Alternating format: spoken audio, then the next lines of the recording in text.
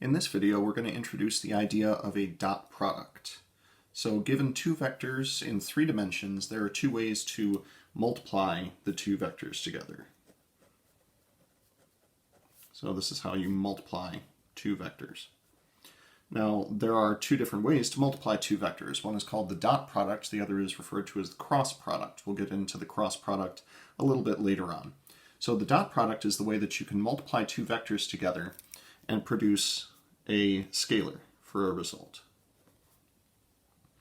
So, definition of the dot product. Suppose that we have a vector. We'll call this one u. And suppose we have another vector. We'll call this one v. v1, v2, v3. Now, this does extend down to 2 dimensions as well if you do have vectors in R2 that only have 2 components. The definition of the dot product, well, first off, the notation that gets used for the dot product is we use one of 2 classic multiplication symbols, the dot, which is why we refer to this as the dot product. So the dot product says multiply the corresponding components together and then add their results together.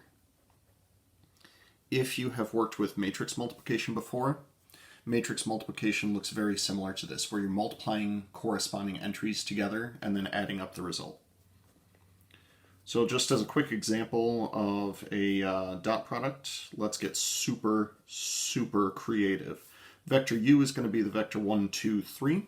Vector v is going to be the vector 4, 5, 6. So the way that these would get dotted together, or dot producted, dot multiplied? Geez, words are hard.